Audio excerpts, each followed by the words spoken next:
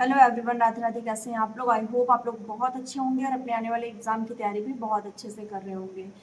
तो आज मैं आप लोग के पास ये एक और नई वीडियो लेके आई हूँ और भी कई ज़िलों का आज नाम बताने वाली हूँ मैं, जिसमें आपका आंगनवाड़ी एजुकेटर की भर्ती होने वाली है।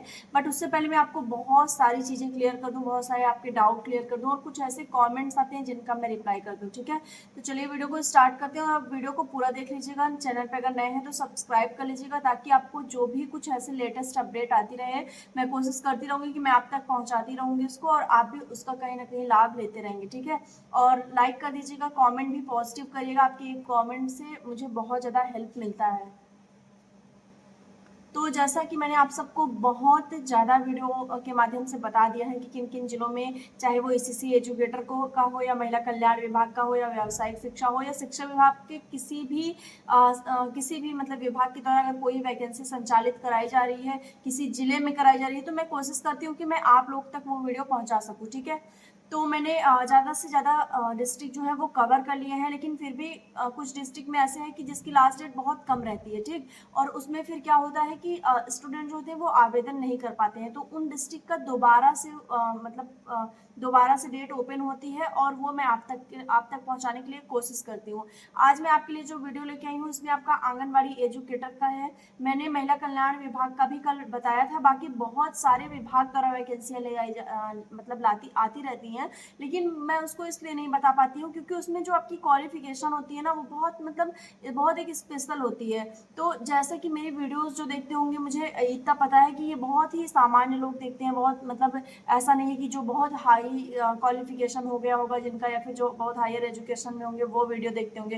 क्योंकि जो इतना अगर हायर एजुकेशन में चला गया है तो वो फिर इस तरह की वैकेंसियों का क्या करेगा। ठीक है, ये वैकेंसी जो होती है एक ग्रामीण परिवेश में जो रह रहे हैं, जिनको कहीं ना कहीं जॉब की नीड है और जो अपने घर से जॉब करना चाहते हैं। मेल भी हो सकते हैं, फीमेल भी हो सकते हैं, कुछ ऐसी महिला हो सकती है शायद उनकी शादी हो गई हो या फिर ऐसी कंडीशन हो कि वो जॉब करना चाहती हो इस तरह से, लेकिन वो अपने घर से बहुत ज़्यादा दूर नहीं रहना चाहती हो। ठीक, कुछ ऐसे मेल कैंडिडेट भी हो सकते हैं। तो मैं कोशिश करती हूँ कि जिन वैकेंसियों में आपका 12th क्वालिफिकेशन हो या बीए हो, एमए हो, बीएड हो, ठीक है, या 8th हो, तो उनको मैं ज़्यादा से ज़्यादा कवर कर पाऊँ। क्योंकि इसमें से अगर 100 लोग भी वीडियो देख रहे हैं तो मैं मान के चलती हूँ कि 50% लोग इसको अप्लाई करेंगे और हो सकता है कि फॉर्म भी अप्लाई करें। ठीक, लेकिन अगर मैं किसी स्पेशल मतलब जैसे कोर्स के बारे में बताऊं, या फिर कोई ऐसी वैकेंसी आपको बताऊं जिसमें आपका स्पेशल कोई सब्जेक्ट मांगा गया है, जो जैसे कि आपका ग्रेजुएशन में जो है वो एक बहुत अलग सब्जेक्ट मांगा गया है, तो उस तरह की वैकेंसी आपके लिए क्या मतलब है? फिर आप उसको देखेंगे, स्किप कर देंगे और फिर मेरे वीडियो बनाने का और आपके देखने का कोई भी औचित्य नहीं रह जाएगा। ठीक है, तो आज मैं आपके लिए आंगनवाड़ी एजुकेटर पद की भर्ती ले आई हूँ और मैं आज इसमें आपको लाइव नहीं दिखाऊंगी, मैं सारी चीज़ें आपको बताऊंगी। डिस्ट्रिक्ट भी मैं बता दूंगी कि किन किन जिलों में इसका आवेदन हो रहा है, ताकि जो लोग भी अप्लाई करना चाहें वो अप्लाई कर सकते हैं। ठीक है, एज मैं आपको बता दूं तो आपकी एज इसमें 18 से 40 साल होती है, चाहे आप मेल हो या फीमेल हो, दोनों की एज है।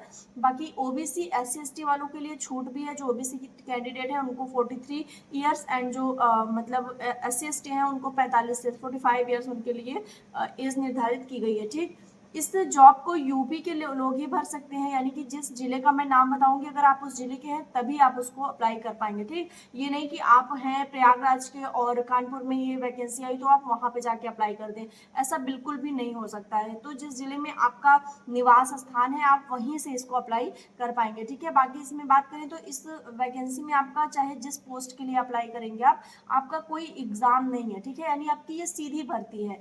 आपको डॉक्यूमेंट वेरिफिकेशन के लिए बुलाया जाएगा, आपके सारे डॉक्यूमेंट्स चेक किए जाएंगे कि आपने जो जो फिल किया है वो आपके सही है कि नहीं, आप इसी जिले के हैं या नहीं, या फिर आपकी क्वालिफिकेशन क्या कुछ कैसे है, एज लिमिट में क्या सब चीज़ें हैं, आईडी प्रूफ, ये सारी चीज़ें आपकी चेक की जाएंगी। ठीक है, आपको अलग से कोई एग्ज़ाम नहीं देना पड़ेगा ना। तो आपको बहुत कुछ ऐसी पोस्ट है जिसके लिए इंटरव्यू देना पड़ेगा।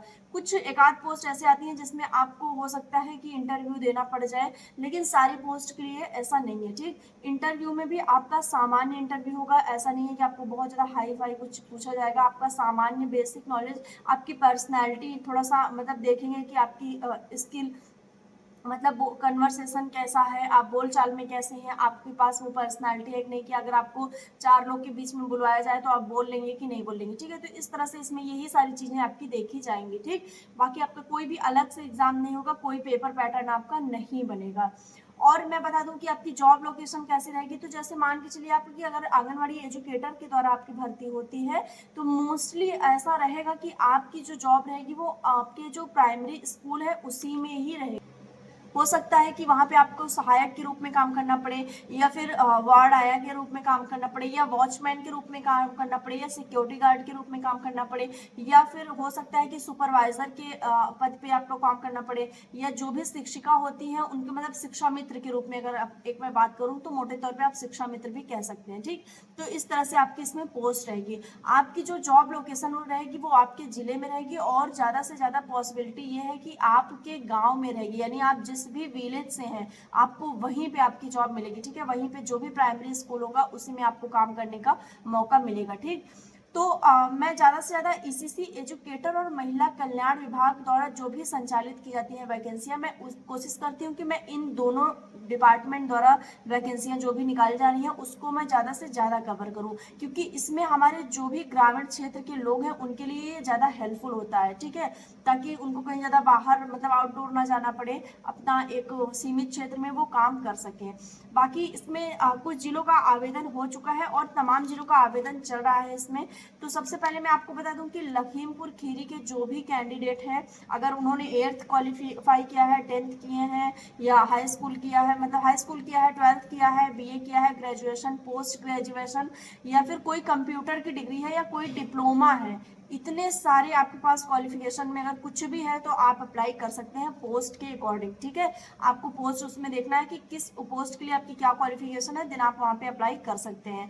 शाहजहांपुर का है, ठीक है, फिर संत कबीर नगर का है, सेम सारी चीजें प्रोसेस मैंने जो भी बताया क्वालिफिकेशन का यही रहेगा।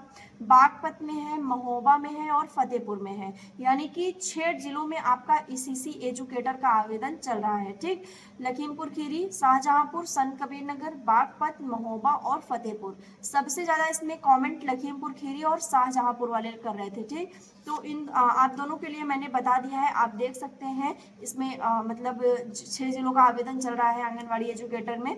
बाकी आपकी सैलरी की अगर मैं बात करूं तो आपकी सैलरी जो है वो पोस्ट के अकॉर्डिंग है, आपकी जैसी पोस्ट है आपकी सैलरी वैसी रहेगी। मैं आपकी लोएस्ट एंड हाईएस्ट दोनों सैलरी बता देती हूँ, मिड की मैं आप पोस्ट के अकॉर्डिंग समझ सकते हैं। जैसे मैं आपकी लोएस्ट सैलरी बताऊँ कि अगर आप वार्ड आया या फिर आप एज सिक्योरिटी गार्ड के रूप में तैनात होते हैं तो आपकी सैलरी 7,944 रुपए रखी जाएगी, यानी कि लगभग 8,000 आप में मान के चलिए कि आपकी सैलरी रखी जाएगी, ठीक है।